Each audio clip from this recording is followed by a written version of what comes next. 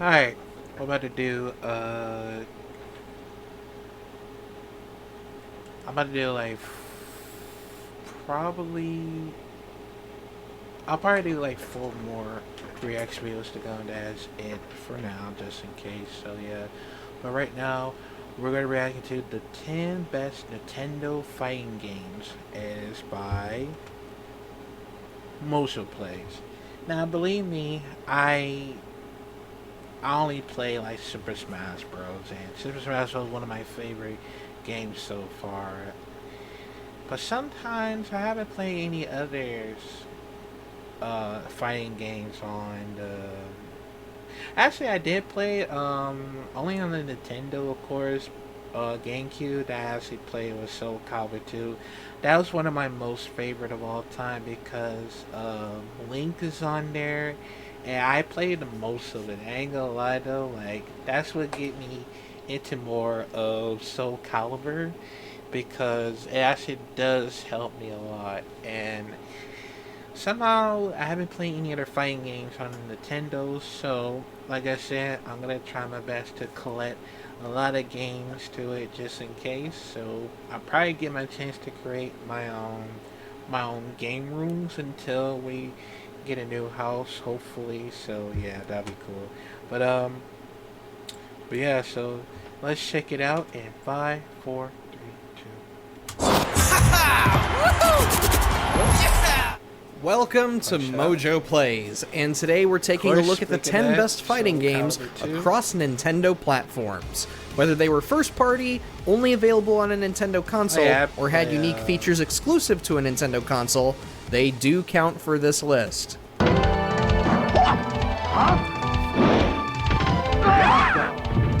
Before we begin, we publish new videos all week long, so be sure to subscribe to Mojo Plays and ring the bell to be notified about our latest videos. Tatsunoko vs. Capcom Ultimate All-Stars.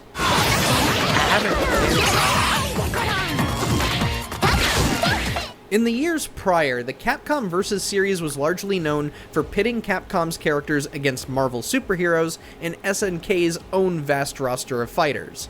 So it was odd but cool to see something like Tatsunoko enter the fray with its own niche roster of characters. As for the game itself, it was the same frenetic gameplay we'd expect from a Capcom vs. Tag Fighter, and it felt surprisingly really good to play on the Wii. On top of that, the cel-shaded art style and detailed environments looked really slick, and helped the game stand out visually from other fighting games at the time.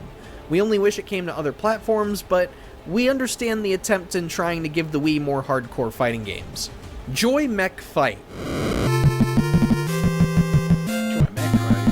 Which isn't spectacular by any means, but Urban Champion walked so that Joy Mech Fight could run 9 years later. You and your opponent will have to utilize moves to knock each other down until one of you runs out of hearts. For its time, Joy Mech Fight was a bit deeper than most fighting games typically were. While rudimentary by today's standards, it still holds up in mechanics and replay value. If you're interested in playing this for yourself, it is commercially available via Switch Online's NES app. It's on Switch? Okay, I'll try it out. Super Smash Brothers!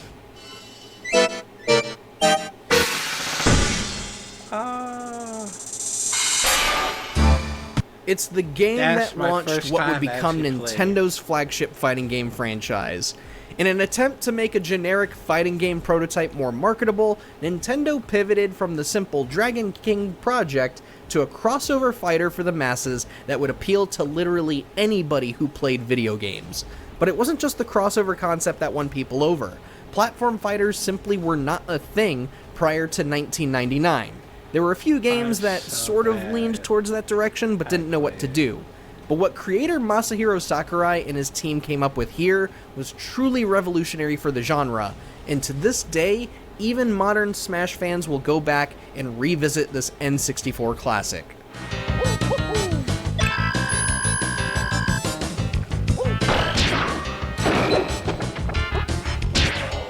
Kirby Fighters 2. Speaking of platform fighters, the Kirby Fighters spin-offs have gone largely unnoticed by Nintendo fans. I haven't In all tried honesty, Kirby we can see Fighters why, because the 2. similarities between these games and Smash, they're a little bit uncanny. But Kirby Fighters 2 took things a step further to distinguish itself from the bigger brother. Not only did we get more copy abilities to play with, the roster also included some regular characters like Bandana D, Gooey, and Meta Knight, each wielding special abilities of their own. Plus, the meaty story mode was enough to keep us busy while we ranked up to unlock all of the different copy abilities. For 20 bucks, you do get your money's worth here.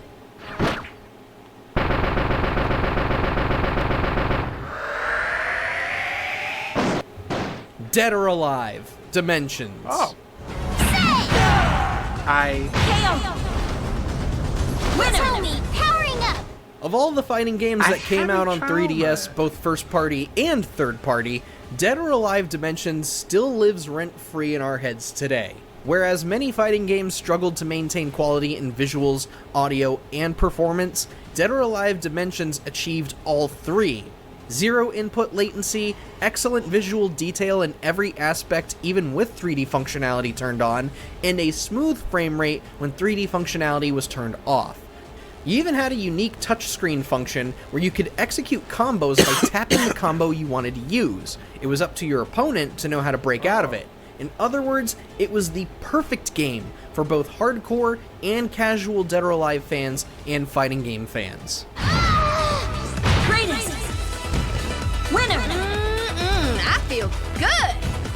Flying Dragon. Flying Dragon. Before Smash dominated the N64's legacy alongside some other non-fighting game titles, Flying Dragon was one gem that was frequently overlooked by the masses. Developed by Culture Brain, Flying Dragon was essentially two fighting games crammed into a single cartridge. One half of the game was made for casuals with simplified controls, while the other half adhered to hardcore fans with more complex inputs and even RPG elements to strengthen your fighter in other modes. It was such a neat approach to fighting games, but most folks placed their focus elsewhere in 1997, which was admittedly a stacked year of awesome games between both PS1 and N64. Super Smash Brothers Melee! Because I played that mode as well.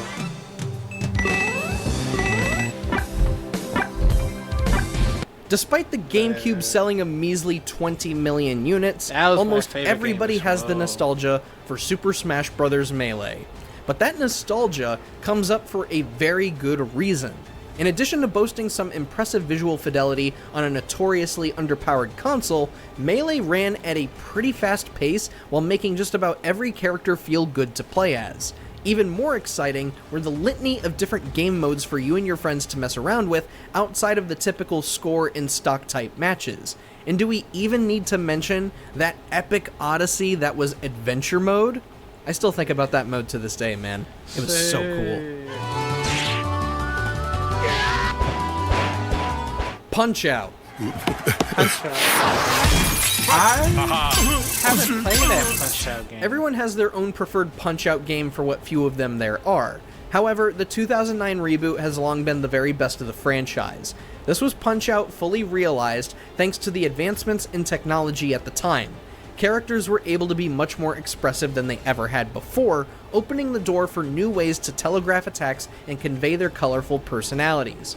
Plus, there was an entire second campaign after becoming champ where you had to defend your title from all of your rivals, each of which came with new mechanics to spice things up. This was indeed Punch-Out at its very best. Good job, son. Soul Calibur 2. And the world, a tale of souls and swords, eternally retold. Though published by Namco before their merger with Bandai, this iteration of SC2 is regarded as the best for the sole reason of Link being the token guest fighter.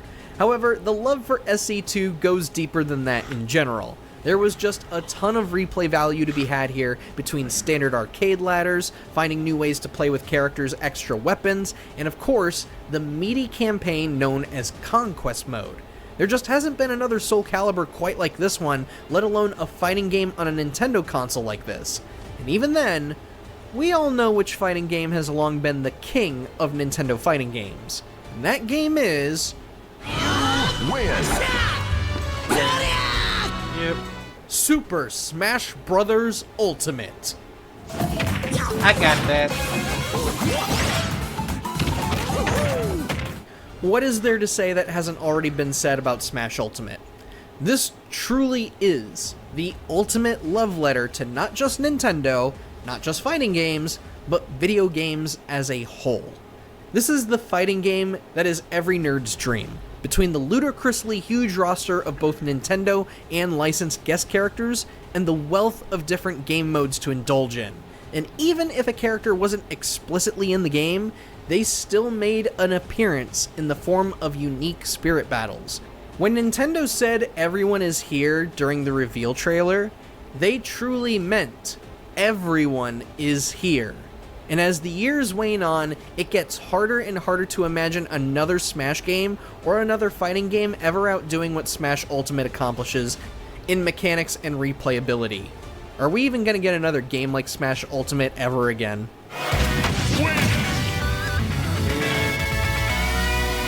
But tell us, what's the best fighting game you've played on a Nintendo console? Let us know what your favorite is down in the comments below, and be... Yeah, man. I ain't gonna lie though.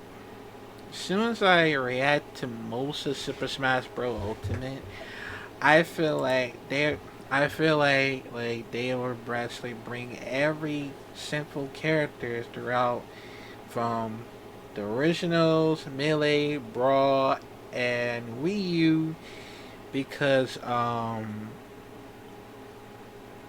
it's probably I think it's probably like a final Super Smash Bros. Maybe or maybe not. I could be wrong, because what if they bring more? What if they actually made more Super Smash Bros. Games, like Super Smash Bros. Evolutions, I believe. I mean, that'd be so cool to actually made it like that, of the Super Smash Bros. Evolution, where you have every character is aside from the DLC might come there as well, as you know, as an unlockable character. That way, well, it's not going to be a DLC, but it's going to be an unlockable character that you have the last time on the Super Smash Bros. Ultimate. So I believe they probably going to do more Super Smash Bros. Hopefully near future, and we'll have to see, man. But I actually enjoy playing every Nintendo games, and well, Nintendo fighting games, including the most of the ones like Super Smash Bros. And Soul Calibur 2.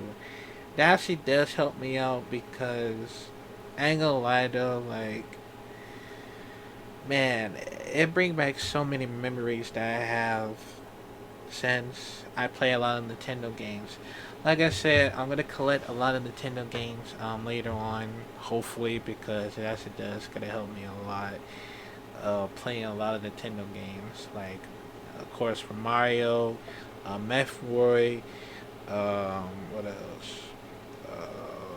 Donkey Kong as well, Wario, Legend of Zelda, and pretty more, cause I was thinking that I hope that might happen later on, because it does gonna help me a lot playing Nintendo Switch 1 and 2 as well, currently for Nintendo Switch 2, because I know they're gonna add some more amazing fighting games. And I hope they're probably gonna bring Super Smash Bros. Probably near future for Nintendo Switch 2, because hopefully it might happen later on. So yeah, but let me know, comment down below, man, what is your favorite Nintendo fighting games? Let me know, man, and I'll see you in the next video.